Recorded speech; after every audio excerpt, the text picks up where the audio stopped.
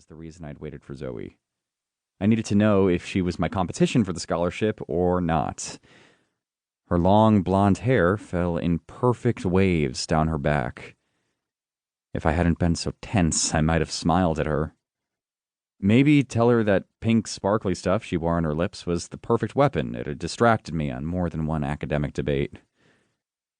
"See the newsletter?" I shouted instead, causing a few students who'd been walking by at that moment to jump. Zoey glanced over her shoulder, whirling around after she'd closed the locker door. "What's up?" she asked, her brow furrowed. It wasn't the first time I'd singled her out for conversation, but the previous times had revolved around debates, competitions, or school fundraisers, nothing too social. Not that this was social, but it wasn't exactly competition either. Not yet. Not until I knew what her plans were.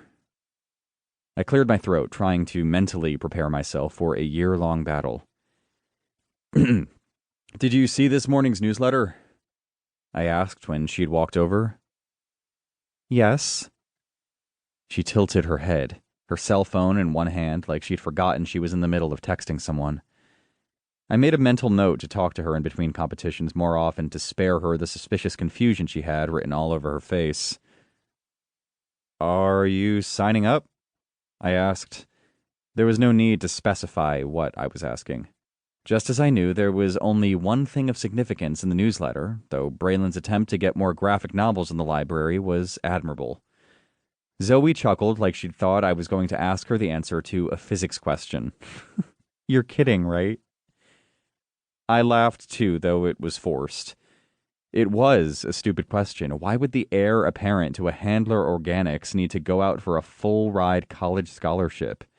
Her dad had likely already paid for her entire 4 years, but I couldn't help wanting to know for sure. I sighed, and the smile that followed was genuine. "That's a relief." Confusion danced over her green eyes for a moment, and I couldn't help but shift my weight. It was hard to not notice how gorgeous the girl was when we weren't actively competing, though I'd always known she was pretty. It was her ruthless wit that intimidated me, and kept me fighting tooth and nail for as long as I could remember. My first memory of her was in kindergarten as we battled for a coveted popcorn prize in the class spelling bee. She beat me because I missed one letter in my word.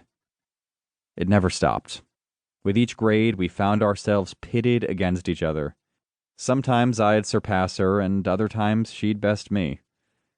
I didn't know if it was because we thought the same or because we were the only two students who enjoyed academics as much as we did, but either way, there was never a time in my life where she wasn't some kind of threat.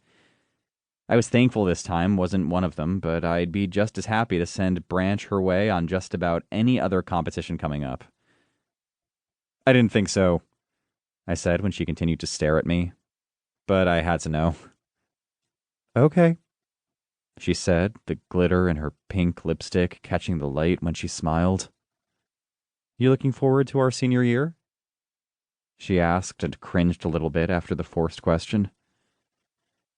"I am now."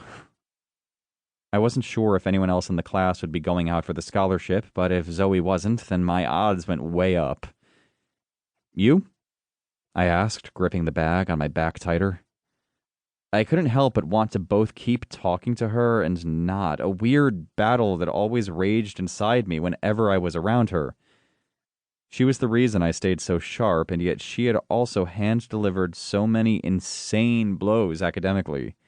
It was hard to know whether to like her or hate her, so we usually hung out in the awkward area in between. "Anything that gets me closer to Stanford has me excited." "I heard you'd applied there too." I swallowed hard. It wasn't like if she attended, I couldn't, but it was an instant physical reaction. Zoey's presence meant my battle instincts were up, regardless if there was nothing to fight over. History of competition ran deep. She startled and her eyes darted to her cell. An alarm bell was blaring, but I couldn't read the note on her screen. "I've got a bolt," she said, motioning over her shoulder. "For sure," I said, waving her off. "Good luck." I pressed my lips together after the words blurted from my mouth. I didn't have a clue what I was wishing her luck for.